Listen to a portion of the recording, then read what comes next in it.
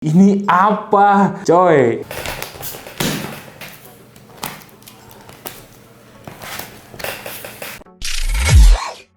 Halo guys, Dimas di sini dan ini yang kalian udah tunggu-tunggu kan, Gel Kayano 31. Nah, sebelum kita mulai potong-potong sepatunya, sedikit latar belakang dulu. Kalau kalian ingat kemarin gue udah say goodbye to Adidas Ultra Boost, gue udah say goodbye sama Skechers. Ini dia gantinya. This is it, man. Ini di luar ekspektasi gue, jujur aja. Karena gue udah pernah nyobain 29, 30, dan ini lebih mind-blowing buat gue. Buat ngasih tahu kalian, ini memang ada benefitnya. Tapi yang bikin gue kaget pertama kali itu adalah materialnya. Gue bener-bener surprise dengan material ASICS yang batch baru sekarang-sekarang. Gue juga nyobain beberapa yang lain, dan kerasa banget improvementnya, dan kerasa banget ini tuh bukan barang jelek. Ketika yang lain jualan 3 juta lebih dengan kualitas ya you know lah kayak gimana di Nike, Adidas. Ini jualannya 2,5 juta, tapi kualitasnya lewat, men. Gua nggak lagi bercanda dan gua nggak lagi dibayar, karena yang bayar kita hari ini adalah Aspro. Yes, sponsor kita, the one and only brand dari Mas Agus Prayogo sendiri. Cuman sayang ya buat ngetes sepatu ini, kali ini kita tidak bisa dibantu oleh tim Aspro karena satu dan lain hal. Anyway, kita sendiri sudah coba cukup intensif sepatunya, dan kita masih akan coba lagi beberapa waktu ke depan. Nanti kita akan update lagi kayak gimana. But meanwhile, kalian bisa follow dulu nih Instagramnya Aspro atau kepo-kepoin produknya gimana, karena ngomongin soal quality, Aspro juga gak kalah sama ASICS ini. Nah, balik lagi nih ke ASICS-nya. Jadi summary aja, hari ini kita akan bahas tentang material, kita akan mencari tahu tentang teknologi-teknologi yang ada di solnya, dan gimana sih finishingnya si ASICS ini, karena kita juga dapat bantuan dari Smith untuk mengetes kembali solnya seperti video-video sebelumnya. Nah, sepatu yang kita tes kali ini adalah seri dari Cool Matcha. Ini salah satu hero color-nya di Kayano 31, karena sayang banget kita nggak dapet yang platinum, kita nggak dapet yang warna abu-abu, warna hitam gitu, sayang banget kita nggak dapet ya, karena ukuran gue susah sih emang.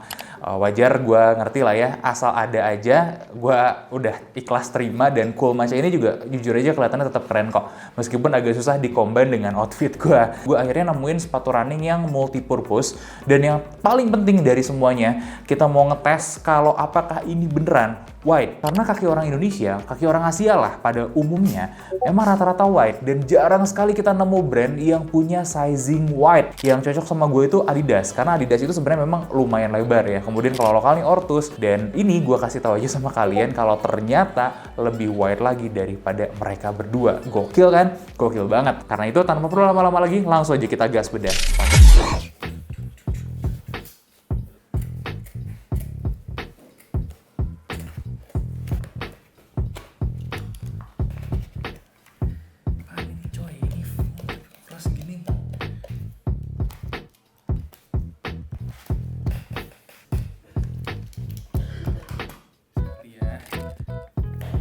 Dan ini dia Gel Kayano 31.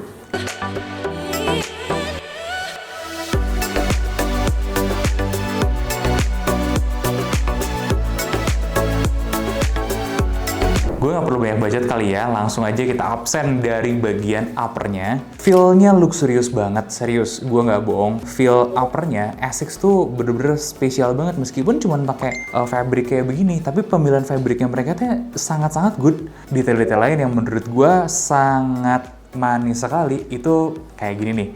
Ini bahan TPU-nya ditempel dengan baik. Gue pernah punya ASICS, seingat gue sampai 2 kali ya. Yang satu itu masih gue lihat barangnya sampai sekarang gue masih ada. Nah, yang satu lagi itu gue udah nggak lihat barangnya, tapi seingat gue dalam jangka waktu yang lama bagian ini nih yang ditempel ini itu nggak lepas. Dan kayaknya kita sepakat nggak sih kalau stripe-nya ASICS ini paling susah lepasnya meskipun pakai bahan TPU dipanasin.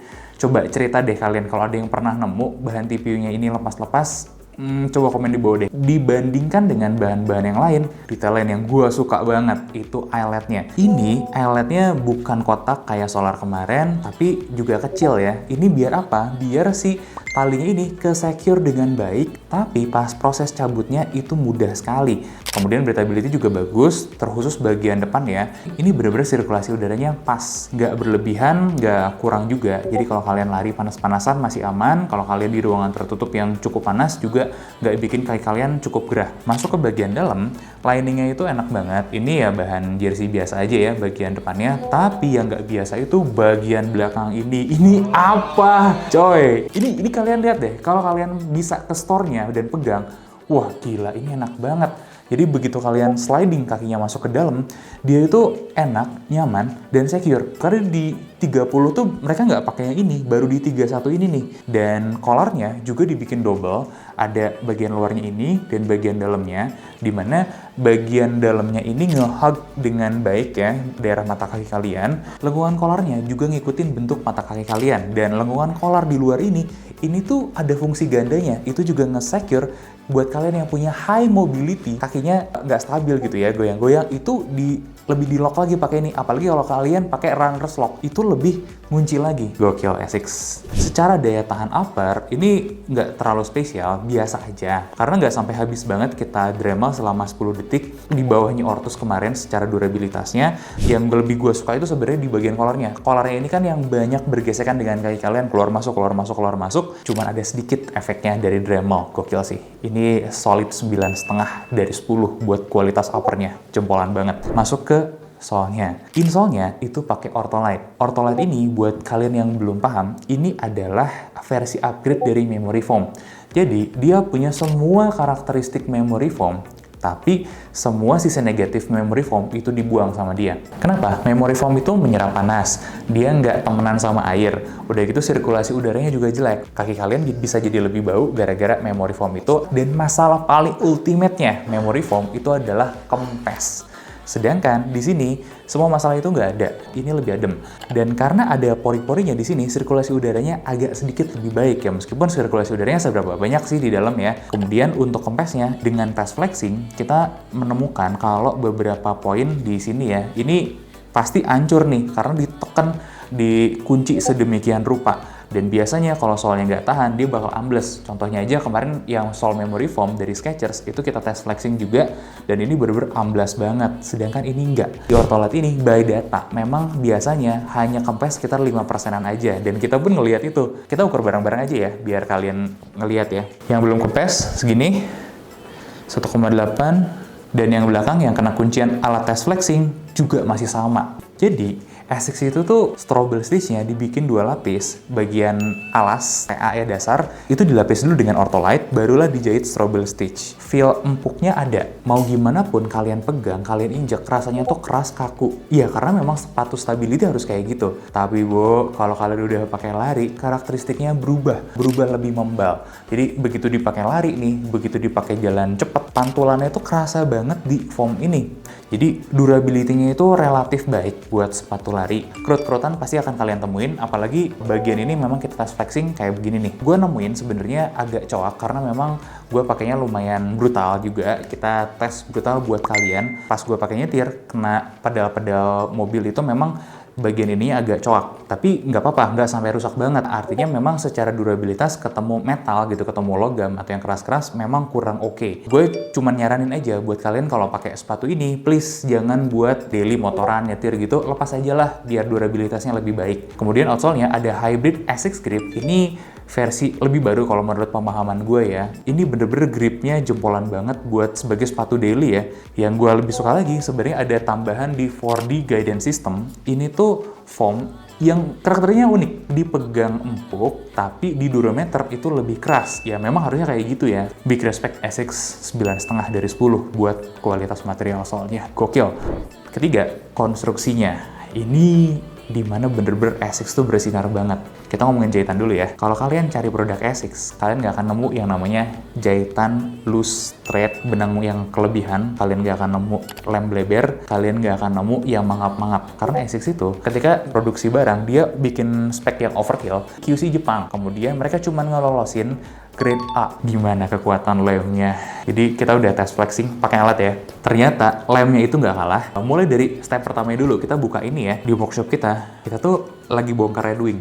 Red Wing sama ngebongkar ini, tukang kita bilang lebih susah Asics ngebongkarnya. Udah gitu udah kebuka nih, kita tarik pakai mesin, dan lemnya nggak kalah sedikit pun. Di angka 104 kg force, itu angka yang nggak reliable karena lemnya tuh nggak kalah sama sekali, nggak ada yang kecoak. Foam FF Blast Plus-nya ini aja justru yang kalah. Kekuatan si foam ini itu lebih lemah sebenarnya daripada lemnya. Buat test bonding, juaranya memang Asics. Kita masuk ke dalam pun, strobel stitch-nya, manis banget, rapi banget. Gue selalu muji ya buat punya Ortus 910 gitu, rapinya kayak gimana. Ini di level yang lebih rapi lagi daripada mereka.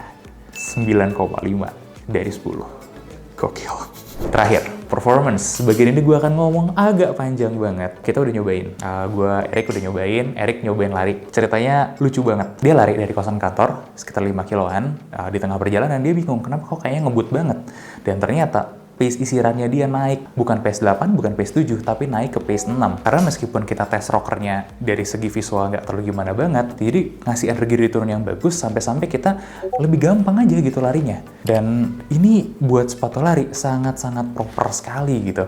Dan tambahan menarik, sepatu ini tuh sebenarnya butuh break and period sebentar sih, nggak lama ya. Tapi kalian pertama kali pakai sepatu ini pasti bakal kaget, terutama yang punya pronasi kayak gue.